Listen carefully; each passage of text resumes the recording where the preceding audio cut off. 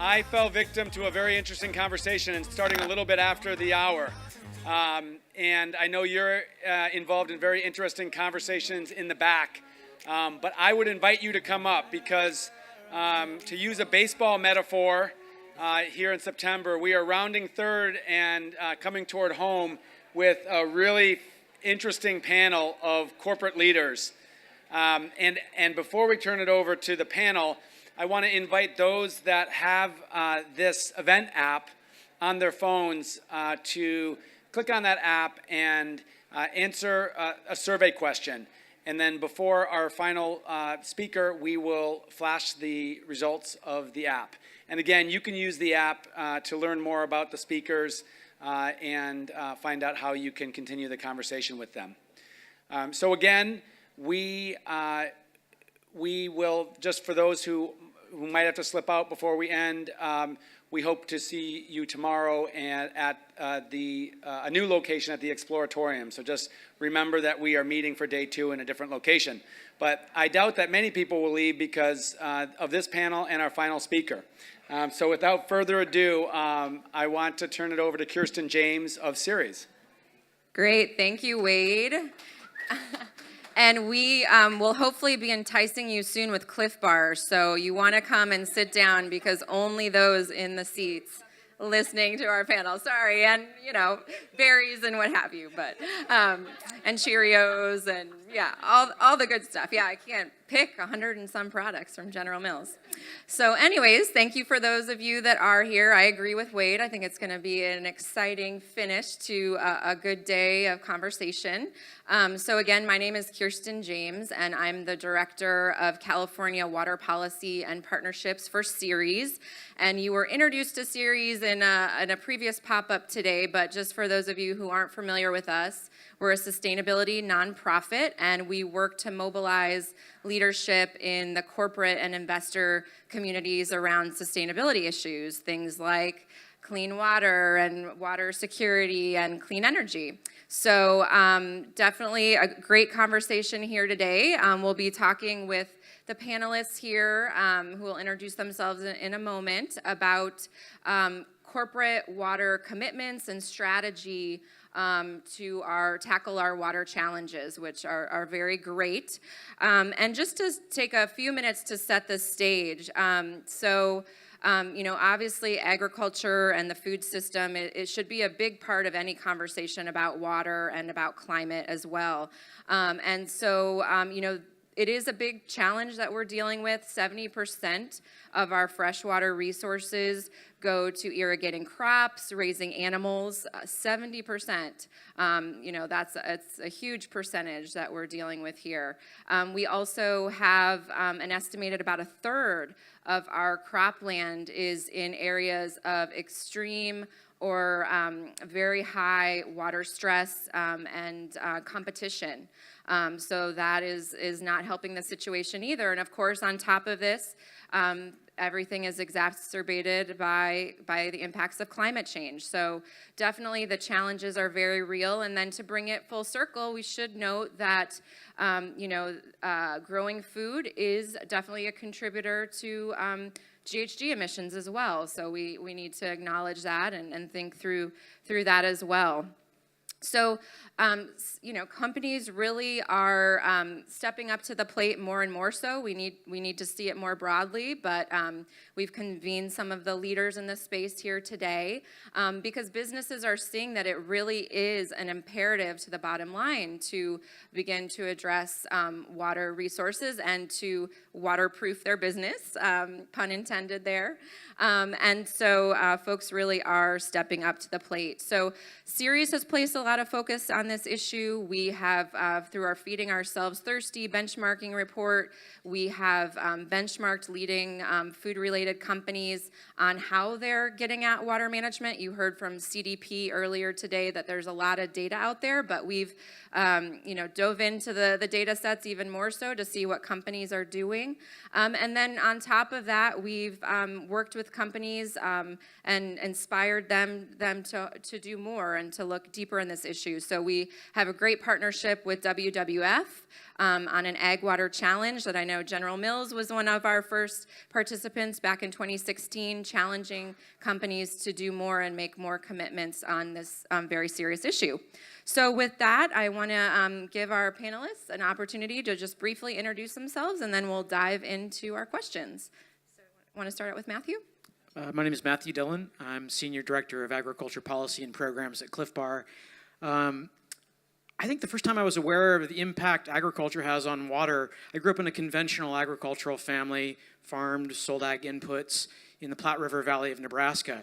The Platte River Valley of Nebraska has the highest rate of non-Hodgkin's lymphoma in the United States. And unfortunately, my family's wells were highly contaminated with nitrates and atrazine.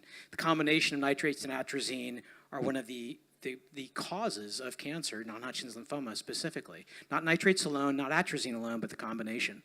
And my father got non-Hodgkin's lymphoma when he was my age, 51 years old, and died a few years later.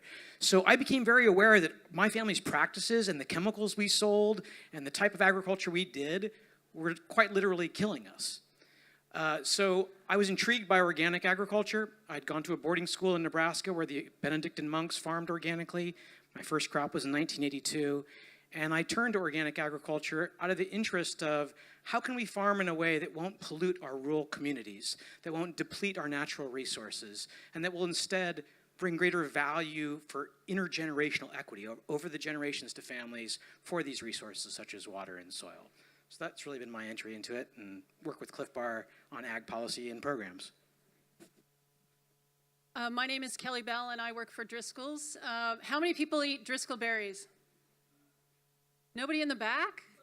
There you go, okay. All right. I do too, and I feed them to my kids. And I've been working for Driscoll's for almost 14 years now. And it's incredibly important to me that I work for a company that really cares about our impact at the community level. It's what my team is responsible for, but we're really responsible for integrating that commitment into all of our operations. We grow 4 berries in our enterprise, blackberries, raspberries, strawberries, and blueberries. And collectively, Driscoll's and its 800 growers around the globe feed 4 different markets. Obviously, the US is our largest, and then we also supply to the European market, the Australian market, and we're just starting in China. So we operate in many communities around the globe in terms of our production. And there's probably about 100 of them around the world where our growers farm our proprietary varieties. And you can imagine that's where the biggest impact is that we have in our supply chain. And we've realized that it's critically important to the long-term viability of the business that our communities and the resources we depend on remain healthy. And that's why that's the area of focus for my group. I started my career in corporate philanthropy, and quickly environmental was added to my scope of work, and then eventually social. And now I'm leading this broad effort for the company. And my first entry was really in water at the local level in the Pajaro Valley, where I led the creation of a cross-stakeholder community water dialogue. And that's really where my heart is, because I learned so much from that work and learned the possibility of how we could drive change. So I'm excited for this conversation today. Hi everyone, I'm Shauna Sadowski, and I head up the Natural and Organic Division at General Mills and head up the sustainability efforts for that division. And specifically, those brands included in our Natural and Organic are Annie's, Cascadian Farm, Muir Glen, and Epic. But being part of the General Mills family, General Mills is quite large, so $15 billion, primarily North America, but it is a global company. So we have a lot of products like Nature Valley, Cheerios, Betty Crocker, so covering a large span, but my area of focus is really in the natural and organics. And the real, how I got into this role is really looking at how we can leverage the power of business to do good. And looking at what that means in a food company, it directly brings us back to agriculture.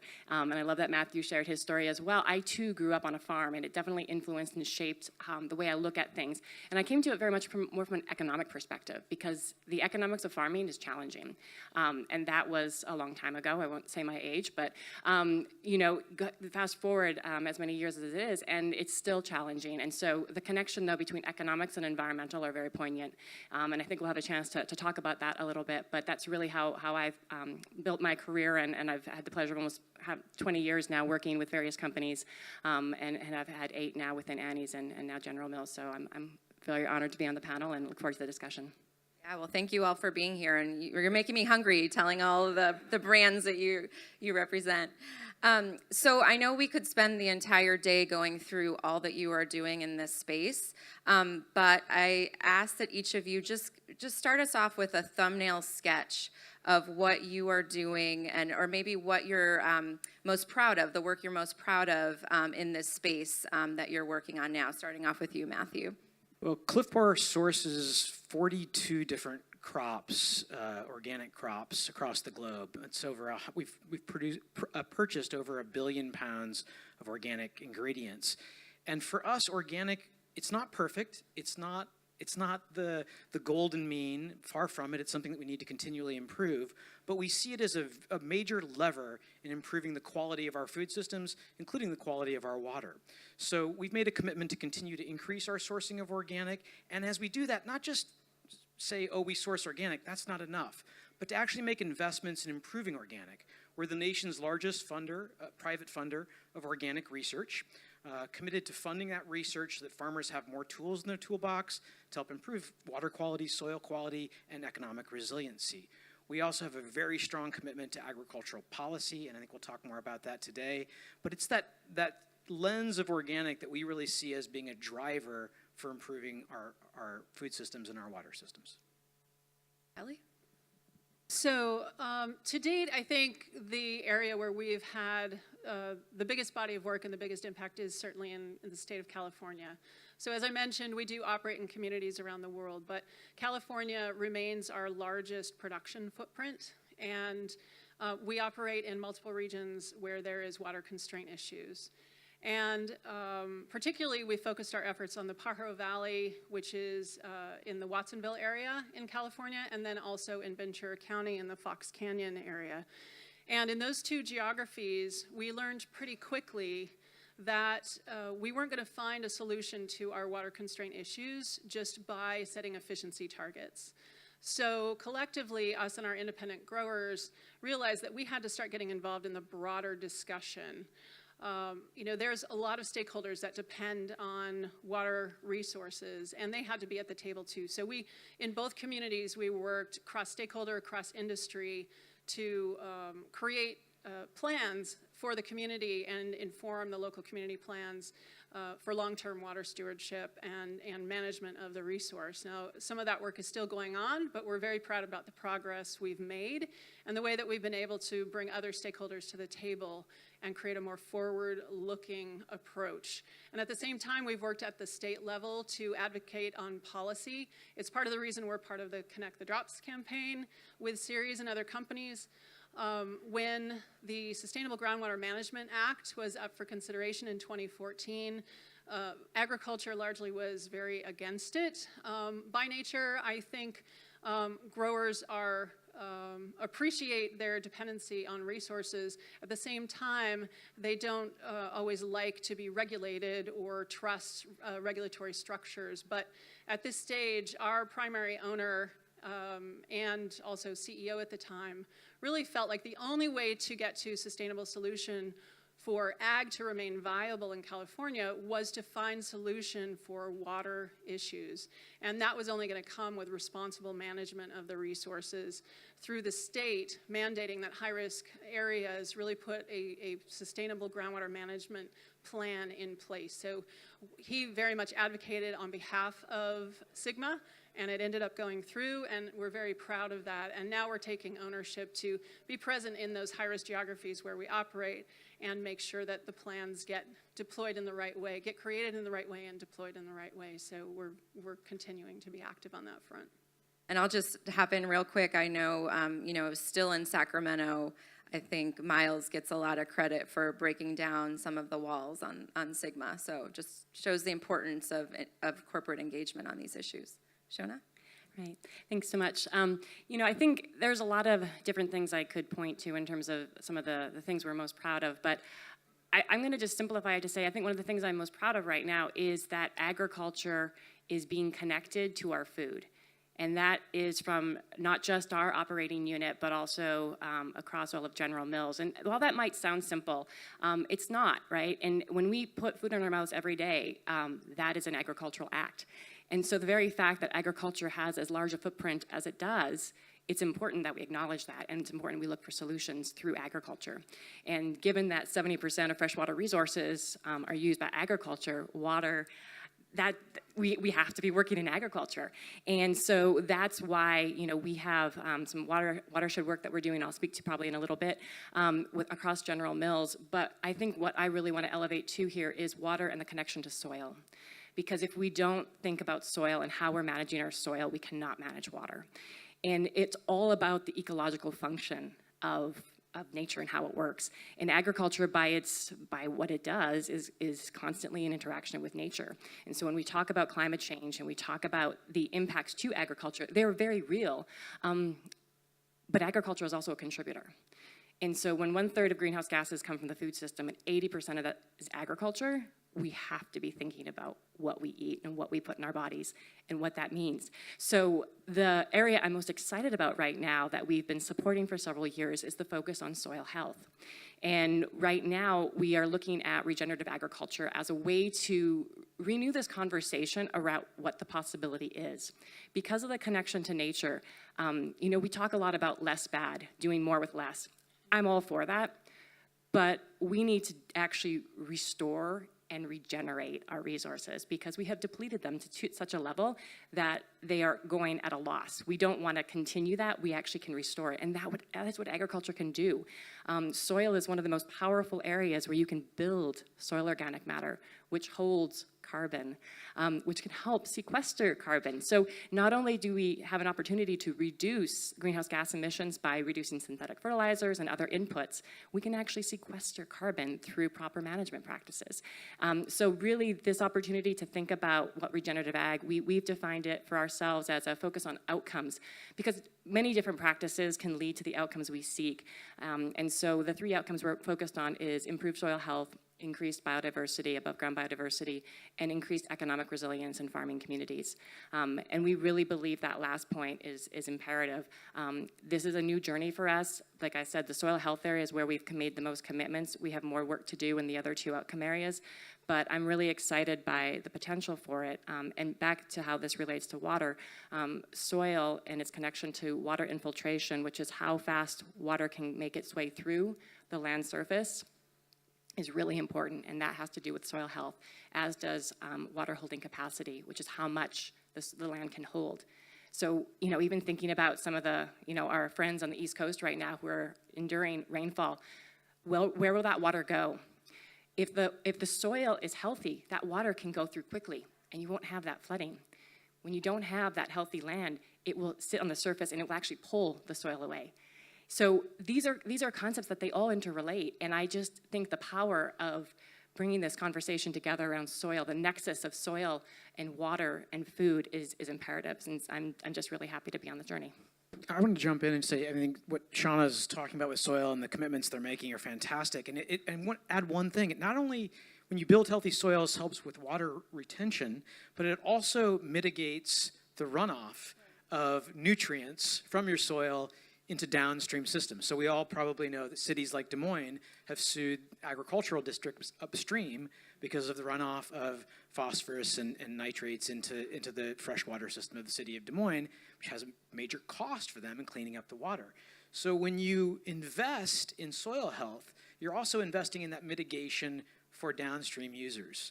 And one of the things that that we're really looking at and that research has shown is that if you can keep the soil covered and you can keep plants in the soil, you can mitigate some of that runoff. So, for example, after you plant corn in Iowa, the soil's bare, the fall rains come and phosphorus and nitrates just hit the groundwater, they run off. If you immediately plant a small grain after corn, that small grain in the fall, that small grain starts to uptake the nitrogen and remove it from that system. Most farmers don't plant a small grain because there's not an economic incentive to do it. So one of the things that we're working on is we've been funding research for overwintering oats to try to figure out a way so Iowa farmers who are growing maybe soy for us, they're growing corn for Organic Valley, that they can get in an oat crop, which we also want to buy. They can plant that in the fall, it takes the nitrogen out of the water, it helps improve that soil health, keeps that soil architecture strong, and then they can get that harvest in the spring. So one of our graduate students has been assessing oats for that overwintering capacity. It's those kind of like thinking about these hidden levers that might have massive change in terms of not only downstream to Des Moines, but all the way down into the Gulf of Mexico where we have major die-off zones because of these problems. I was just going to mention, we've also found that if you plant grass in the furrows, it does something very similar, and it actually makes it easier, more comfortable, I should say, for those harvesting the crop to walk in the furrows. So, yeah, there's always all kinds of dual solutions that you can find. Yeah, sounds like it's a win-win-win-win. So I want to get to the question of scale a bit and commitments. Shauna, you mentioned some commitments around soil health, and I know, as a global company with commodities being sourced, around the world, many different commodities for your 100+ brands, that's quite a complex sourcing structure. So I know General Mills has global targets and goals, but then also, focusing in on the watershed and how, you're going to meet the needs of the specific watershed and, work with the players in that watershed. So how do you sort of balance that with these global commitments, working locally, and actually creating the change that you're looking for? No, absolutely. I mean, water is local. As much as we would love some of the rain on the East Coast, we're not going to get it over here, right? So we have to think in our local environment. The impacts are global, but the practices are at the local level. And so here I am representing actually a colleagues of mine's work for across General Mills a few years ago in partnership with World Wildlife Fund and the World Council for Sustainable Business Development, looked into key watersheds globally, and specifically identifying the 15 top ingredients within General Mills that represented about half of the portfolio of commodities, and determined of the critical watershed areas, 8 critical watershed areas that most closely tied to those crops, and have developed water stewardship goals across the watershed. And so the goal is to enable first of all, they're the most at risk, and to enable a consortium, a multi-stakeholder forum, to really address those issues at the local level. And so those 8 watersheds are 4 are in the U.S. and 4 are global. 3 actually are in China, 1 in India, and then we have 1 in California here, and 3 other, Florida, and 2 others in the Midwest. But they represent almost half the portfolio, and we are working with partners in each of those areas, because again, the partners are local. We know the experts on the ground know it best, but they're consortiums that go between the local policymakers, the experts, farmers, focusing on watersheds, focusing on soil management. And it's really, the way in which we're participating, it varies depending on which of those watersheds are being talked about. But we have a funding role to play, but we also have a participatory role to play. And I think having a seat at the table is important, because at the end of the day, we've talked about, what motivates farmers. Oftentimes it's the economics, right? This is a market-based economy. We are all motivated by that. That is the reality of what we work in. And so that having a seat at the table is really important, and choosing partners who have expertise, who can help bring in the right right players is critical. And we're continuing to make advancements. We have a kind of 4-phased progress on the efforts. Most of them are in the early stage right now of assessment and analysis, and we're going to continue working to where we can actually feel saying these watersheds are in a stabilized, regenerated space. But we have work to do in that, but that's basically been the process by which we've identified and are doing our work. Great, thank you. And then keeping on the theme of scale, so Kelley, turning to you, you work with hundreds of growers throughout the world. And so how do you instill some of your thinking on sustainable agriculture and, meet your commitments on, water management and what have you through your work with the growers? Yeah, that's a great question. So as I said, we work with about 800 independent growers around the globe. And it's an interesting question because I think in some places there's this notion that you have to convince growers somehow to care about issues like water when really water is so viable for their business. They're businessmen at the end of the day, and they're trying to produce a crop. And if they don't have water, especially one that is, highly intensive like berries, they don't have a business. So it's not so much convincing them to care and to want to do something about it. It's more that they have these pressures that go alongside it, right? It's a low margin business. It can be very challenging because you're dependent on weather, and that's not up to them, right? That's Mother Nature. And on top of that, they have pressures like lack of labor and increasing costs, and they may or may not have next generation farmer coming in to take over the business. In many cases, they don't. And so it's really they need to think short term about their crops and the season ahead of them, and we need to come in to help them think long term about the viability of those resources and the long term standing of their business. And so what we found is that growers are hungry in many cases for support and resources and technical expertise to help them become better farmers. We just have to show up in the right way and make it collaborative and not parental, if you will. I've seen too many programs out there that are very parental, trying to tell growers how they should farm when really they're the experts, right? So that's exactly what we do. In California, for example, we've made big investment to support growers actually transitioning to more substrate production, partially motivated by water constraint issues. And so there's a big investment up front to do that, but we've seen up to 40, even sometimes 50% water savings by transitioning to substrate. And in many cases, because it's substrate, we can move to tabletop, which is much easier for the harvesters to harvest the crops, right? They don't have to bend over. So there's many pluses to that. In other areas, we have created an irrigator training and certification program. Typically, harvesters on the field are not, the irrigators are not trained. It's just one more job that somebody needs to do. And so we've created an irrigator training program. We also try to create things like no investment loans for people to adopt technology. And so we try to get creative, right? And really work with the growers to hear what it is they need from us in order to improve their abilities on farm. Remember, I think it was one of my first weeks at Ceres, we took a field trip to Driscoll's and met with some of the growers, and it was so interesting. They were all so proud of the technology that you were helping them to really utilize, and they're growing, and it was really a great first few weeks on the job. So, and I just would add that much of the innovation actually comes from the growers. I don't want to give you the impression that we're sitting in our offices coming up with these great ideas. We actually see our role not just about helping growers think long term, but also helping to take best practices here and share them here, right? And that's just really exciting to see that kind of spreading of innovation. Yeah, that's a great point. So we've talked a bit about how there's many players in a watershed, many water users, and you really can only do so much within your four walls or within your supply chain, and so you really have to think bigger. And so I know you all are engaged in collective action efforts. I know you alluded to the California Water Action Collaborative, which a number of people in the audience are involved in, which is a great effort in California.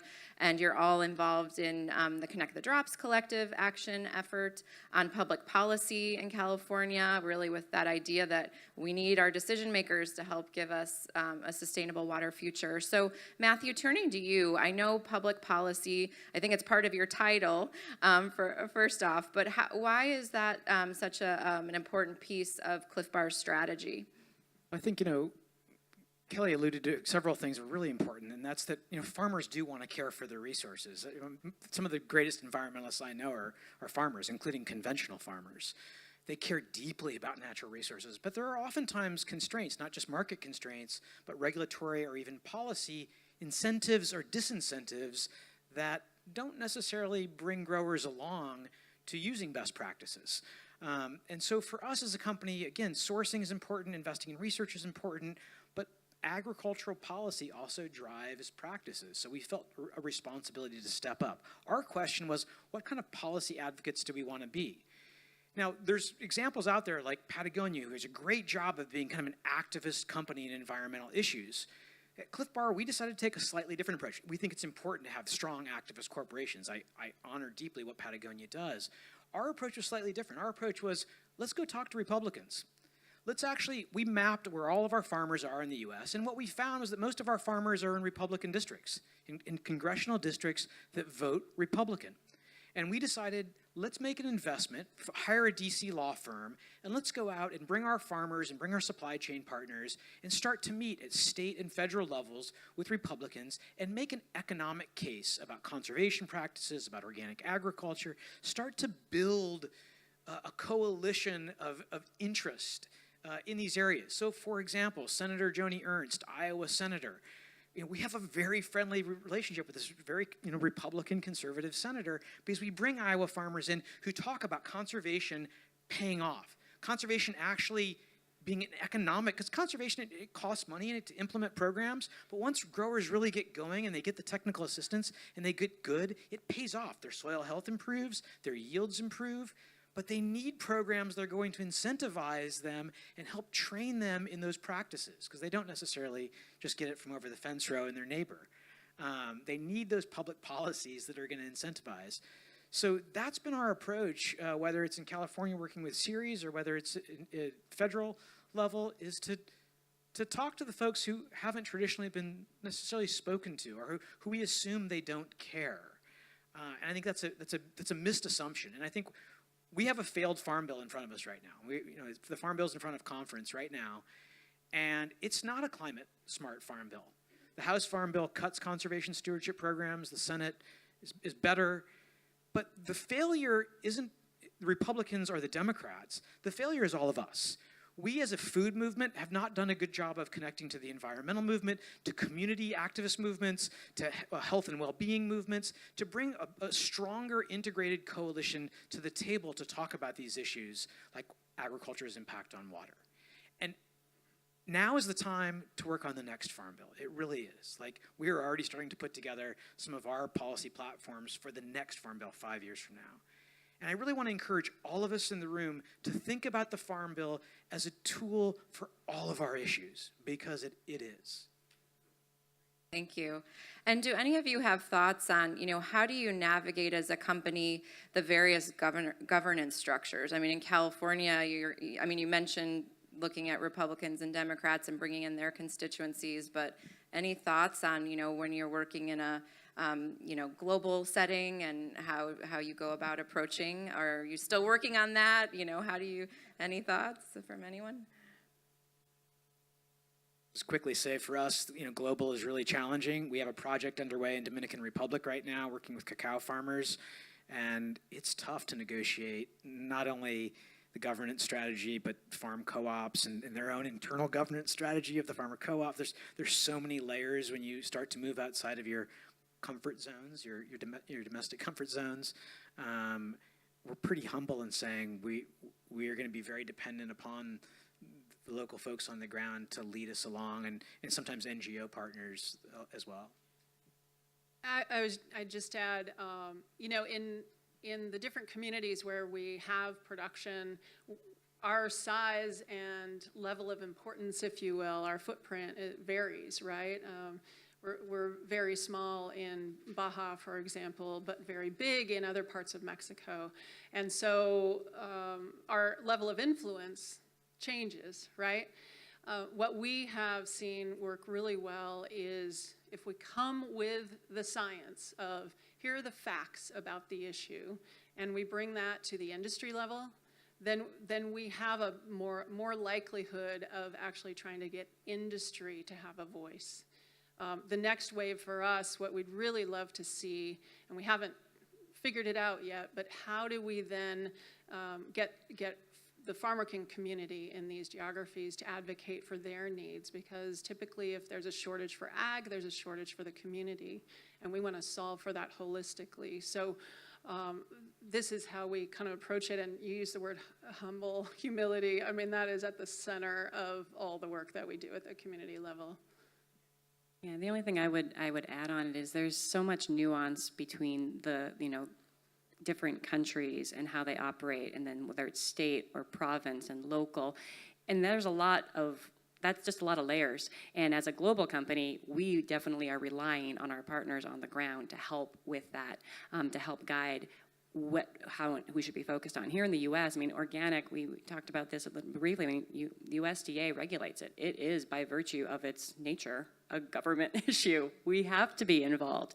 But I think the beauty of the organic standard and the rigor that goes behind it and the cross-sector issues it addresses, whether it be conservation, whether it be insurance, whether it be all these different areas that are so important. It does come back to, for the U.S., the Farm Bill is critical. And I think in different countries, they're going to have different areas that it's addressed. In the EU, it's the cap. And, so you've really got to understand where you are and how to best address it. Just to add one more thing, so our growers largely tend to be local folks. Many of them grew up there, have families there, and they understand how the dynamic works. So it's about not showing up and saying, here's what we're going to do, but it's about showing up and asking questions like, how does the system work? Who manages the resource? How is the government influence structured here? Who do you know, right? And helping our grower base work with us to create those local solutions. Great.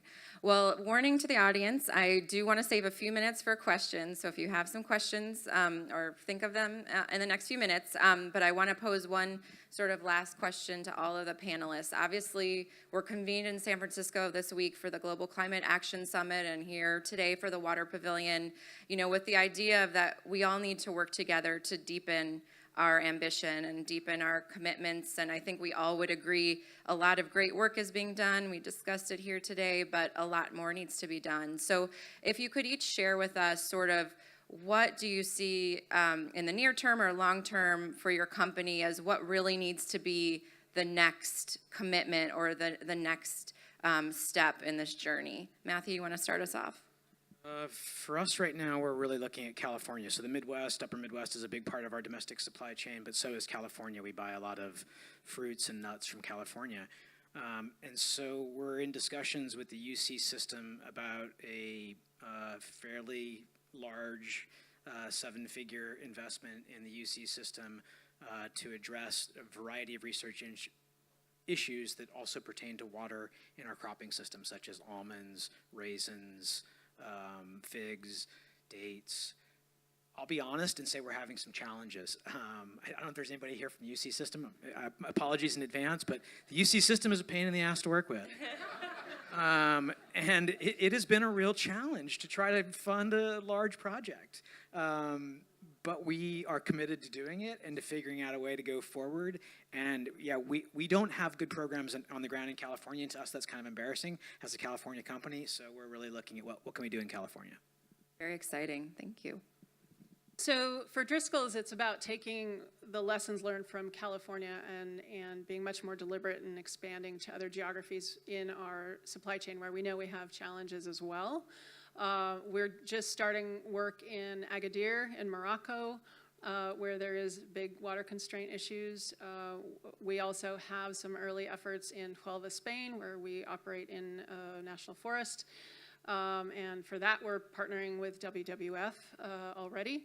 And there are other places around the globe where we've identified risk and know that we have to do more. And so we're already starting to do that, and we've started within our own house, so to speak, working with growers on efficiency, technology adoption, that kind of thing. Then we are members of Connect the Drops, but now we're strongly considering the Global Ag Water Challenge. It looks like a very practical approach that aligns so well with our strategy already. And we feel like that could afford us great opportunity to take more advantage of the technical expertise and the policy expertise that both Ceres and WWF brings. And then on top of that, really leverage the thought partnership of the other companies at the table so that, we just have more support. These are complex issues and we don't have all the answers and we can't do it by ourselves. So why not take advantage of that? And, it will also hold us to task, make sure that we follow through on our commitments. And so we're excited about really considering that and moving in that direction. Great. Well, we're very excited as well. So definitely look forward to that. Yeah, I think, when considering the issues at hand and the urgency of what needs to be done, the biggest thing that we need to focus on right now is inclusivity. And we need everybody acting and everybody included in the opportunities at stake and at hand. And so the regenerative agriculture work that I mentioned earlier is, to me, that opportunity to really elevate this and take it to scale and to allow for the opportunity for everybody to come into it. The focus is on agriculture. It's about protecting and intentionally enhancing natural resources and farming communities. That's how we are defining it. And for us, we have a broad portfolio. And I am speaking, I work within the natural and organic, but for all of General Mills, we work with so many different growers. And we want every single grower to be thinking about how can they contribute to this regenerative agriculture work. And so that, to me, is really the opportunity. Soil health, to me, is this really key nexus point when we're talking about water that we really want to be elevating and looking at how everyone can participate. And frankly, connecting soil health to what we put and what we eat every day, right? We can continue doing this work on the back end, but at the end of the day, we need that front end, the people who eat, the people who are here in the room, to really be thinking about where their food comes from, how it was made, the impacts it had, and why it matters.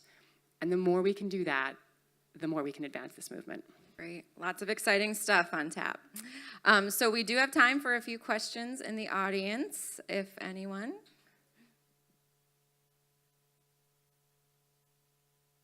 Good afternoon, everybody. My name is Rhonda Chapman. I'm here from Washington, D.C. The last point you just made, throughout this whole conversation, I've been thinking about the harvesters. And the question that the point you just made about us always thinking about when we're consuming all of the pieces behind it. And so I'll share very personally, when I wake up in the morning, I give thanks for the people who grow and the people who pick, the people who deliver, the people who prepare, and the people who serve all the food that goes into my body. So I want to hear, if you can, something from any one of you about any kind of criteria that you might have in place for the growers that you go into business with about how their harvesters are treated and their right to health and their right to fair wages.